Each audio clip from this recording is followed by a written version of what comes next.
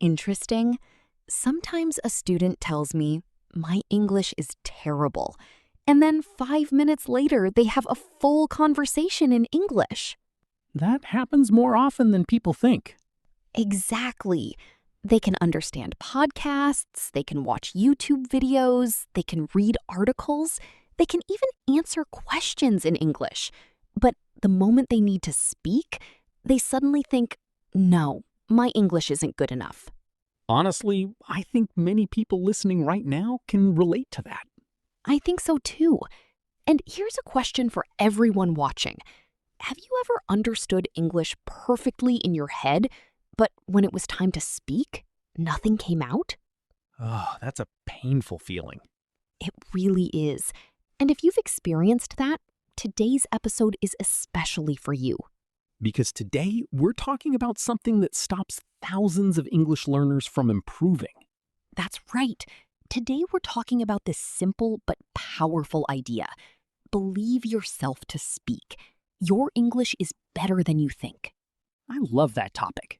Before we continue, if you're learning English with us every week and you enjoy these real conversations, please take a second to like the video, subscribe to English Chat Studio, and leave a comment telling us where you're learning English from.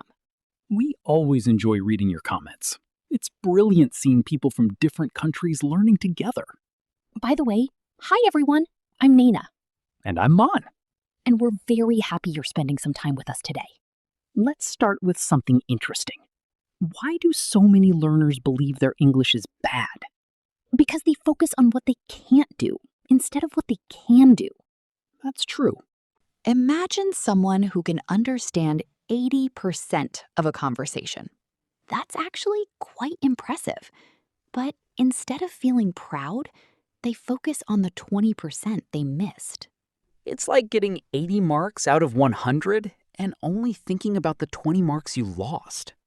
Exactly. Another problem is comparison. Learners compare themselves to native speakers, professional teachers, or fluent YouTubers. Which is a bit unfair. Very unfair. Those people may have been speaking English for years. Some have spoken it their entire lives. Meanwhile, a learner might have started only a few months ago. Right. Yet they expect perfection immediately. I used to do that myself. Really? Absolutely. If I made one mistake, I thought my English was terrible. And what happened? One day I realized something. People still understood me. That's such an important point. I wasn't speaking perfectly, but communication was happening. And communication is the real goal of language. Not perfection. Exactly. Sometimes learners think fluent speakers never make mistakes. But that's not true at all. Not even close. Native speakers forget words, change sentences halfway through, and correct themselves all the time. I've heard that happen in almost every real conversation. Same here. Real English is not perfect. Real English is human. That's a lovely way to put it. So during this episode, we're going to help you see your English differently.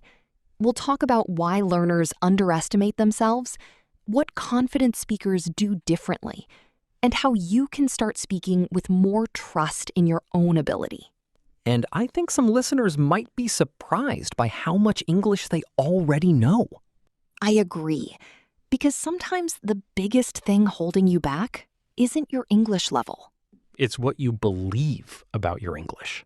Exactly. And in the next part, we're going to uncover the hidden reasons why learners lose confidence, even when they're making real progress. Trust me, some of those reasons might sound very familiar. Exactly.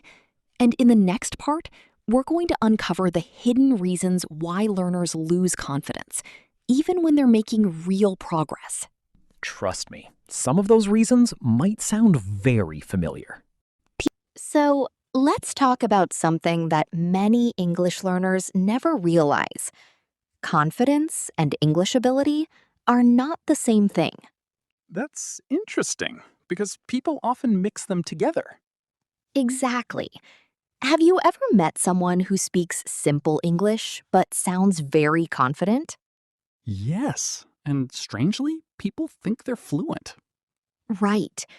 Now, compare that to someone who knows a lot of vocabulary, understands grammar, and reads English every day, but speaks very quietly and keeps apologizing, People might assume that person's English is weaker.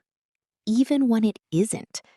That's why today's topic matters so much. Sometimes learners don't need more English, they need more trust in themselves. I think social media has made this problem bigger. Oh, definitely. People watch videos of very fluent speakers and think, I'll never sound like that. But what they don't see is the journey behind that fluency. That's true. Let me give an example. Imagine two learners. Sarah knows about 2,000 English words. Allie knows about the same number. Okay. Someone asks both of them a simple question. What did you do last weekend? A very normal question. Sarah immediately answers. She says, I visited my cousin. We watched a film, had dinner together, and talked for hours. Simple but clear. Exactly. Now, Ollie starts thinking. Uh-oh. He's searching for perfect grammar. Then he wants a better vocabulary word. Then he worries about pronunciation. And meanwhile, the conversation is waiting. 30 seconds later, he says, nothing special. That's painful, because he actually had more to say. Exactly. The problem wasn't English knowledge. The problem was overthinking. I think many listeners just recognize themselves. Maybe. So let's do a quick challenge. Imagine someone asks you, what do you usually do after work or school? Good question. Don't search for perfect English. Just answer naturally. Something like, I usually go home, make some tea, and watch YouTube for a while. Perfect. And notice there are no difficult words there. Exactly. Real conversations are often built from simple English. I think learners expect every sentence to sound impressive. Yes, but native speakers don't spend all day trying to sound impressive. Most people are just trying to communicate. That's a brilliant point. Can I share a funny story? Of course. A friend of mine spent 10 minutes memorizing the phrase, I am absolutely exhausted due to my demanding schedule. That's quite formal. Very formal. Then someone asked him how he was feeling. And? He forgot the whole sentence and simply said, I'm tired. Honestly, that's what most people would say anyway. Exactly. Here's another thing learners often underestimate. They already use English successfully every day. How so? They send messages, they search Google, they watch videos, they read comments, they listen to podcasts. That's true. All of those activities are proof that English is already part of their life. Maybe they're not beginners anymore, even if they still feel like beginners. Exactly. Sometimes the label in your head is outdated. I like that idea. Think about it. If you can understand most of this podcast right now, your English is already doing something valuable. That's worth remembering. Of course, there is always room to improve. Definitely. But improvement becomes easier when you stop treating yourself like a failure. That sounds simple, but it's powerful. It really is. Because confidence isn't pretending to be perfect. Confidence is speaking even when you're imperfect. That's probably the sentence many learners need to hear today. And in the next part, we're going to explore practical ways to build that confidence in daily life, even if you don't have anyone around you to practice English with. And one of those methods surprised me the first time I tried it. Let's move from ideas to real life. Because confidence doesn't grow while you're reading about English. It grows while you're actually using it. That reminds me of learning to ride a bicycle. How so? You can watch videos about cycling for weeks, but at some point you have to get on the bicycle. Exactly. And speaking English is very similar. Many learners wait for a magical day when they feel completely ready. But that day rarely arrives. True. Let me ask you something. Imagine you're traveling abroad and you walk into a small cafe. You want a cup of coffee. Simple situation. Do you need perfect grammar to say, "Can I have a coffee, please?" Not at all. Do you need an advanced vocabulary book? Definitely not.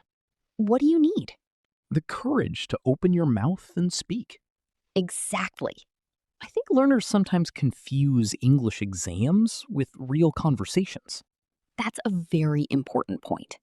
In real life, people aren't checking every grammar rule. They're usually listening for meaning. Right. A few months ago, I met someone at an airport. His English wasn't perfect at all. Really? Yes, he paused often. Sometimes he searched for words. Occasionally, he made grammar mistakes. So, was the conversation difficult? Not at all. We talked for nearly 20 minutes. That's interesting. Because he wasn't focused on being perfect, he was focused on communicating. And that changed everything. Exactly. I have another example. Go ahead. Imagine two people joining an online English speaking group. Okay. The first person speaks immediately.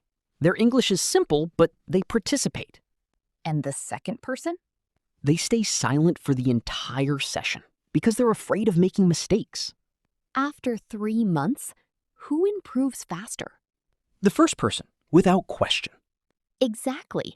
Not because they started stronger, But because they practiced more. that's the secret many people miss.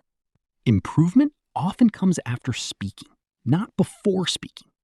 That's such a powerful sentence. And honestly, I wish someone had told me that years ago. Let's talk about another everyday situation. Sure. You're watching a film in English. Okay. You understand most of it, maybe 70 or 80%. That's already pretty good. But then one sentence confuses you. And suddenly you think, my English is terrible. Exactly. It's funny how our brains work sometimes. Very true. We forget everything we understood and focus only on the one thing we missed.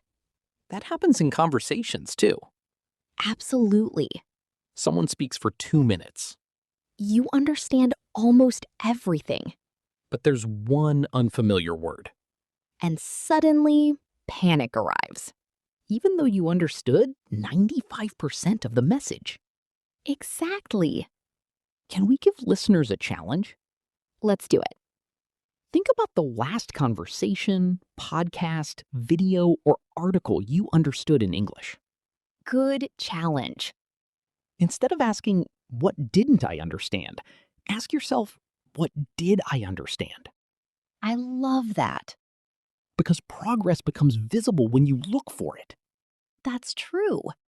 And confidence grows when you notice your wins, Even small wins.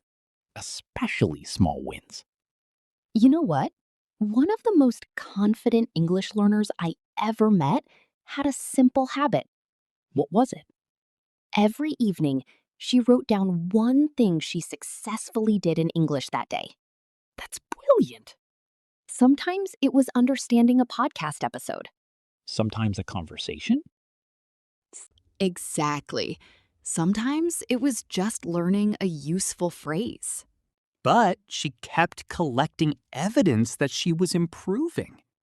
And over time, her confidence became stronger because it was based on real experiences. Not on wishful thinking. Exactly. So, if you're listening right now, maybe your English is already better than you believe. Maybe you've been focusing on your weaknesses for so long that you've forgotten your strengths. And that's something worth thinking about. Because in the next part, we're going to look at what confident English speakers actually do differently every day. And one of those habits is surprisingly simple, but it can completely change the way you speak English. So far, we've talked about confidence, self-belief, and real-life communication. But now I want to talk about something very practical. What do confident English speakers actually do differently? That's a good question, because people often think confident speakers are born confident. Exactly. As if some people naturally wake up one day speaking perfect English. I wish it worked like that. Me too. It would save everyone a lot of time. Definitely. But from what I've seen, confident English speakers usually have one habit in common. What's that? They focus on the conversation, not on themselves. That's interesting. Think about it. When someone is nervous, where is their attention? Usually on themselves. Exactly. They're thinking, did I say that correctly? Was my pronunciation okay? What if I make a mistake? What if I sound silly? Meanwhile, they're missing half of the conversation. Right. But confident speakers are usually focused on the other person. They're listening. They're curious. They're interested. They're trying to understand and respond. That actually takes pressure away. It really does. I remember meeting a traveler while waiting for a train. Oh? His English wasn't perfect. You could tell he was still learning. Okay. But he asked questions, listened carefully, and genuinely wanted to have a conversation. So people enjoyed talking to him. Exactly. Nobody cared about the occasional mistakes. Because communication was happening. Right. Here's another thing confident learners do. They don't stop every time they forget a word. That's a huge one. Let's imagine you want to say umbrella, but suddenly the word disappears from your mind, Which happens to everyone. including native speakers. Absolutely.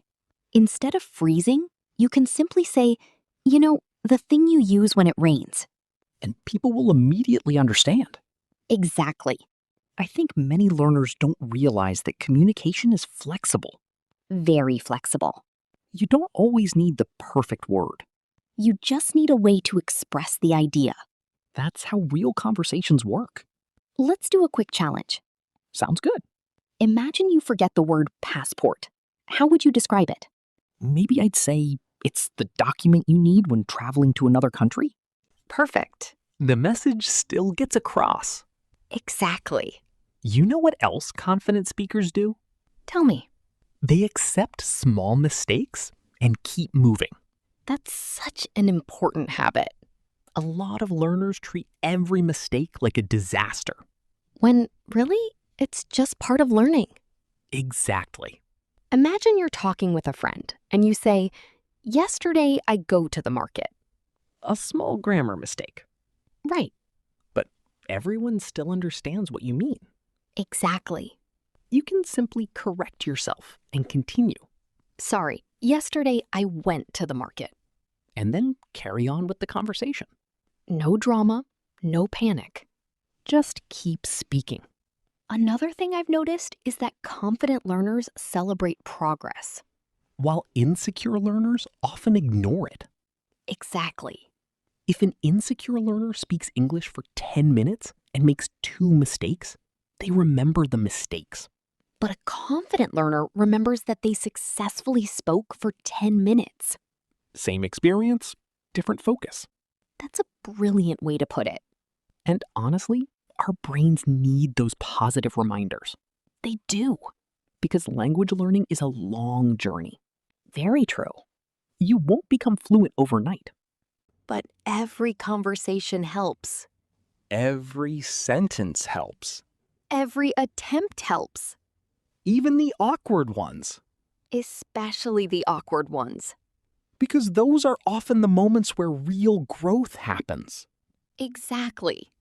So, if you're listening today and you've been waiting until your English becomes perfect before speaking more, Maybe it's time to stop waiting.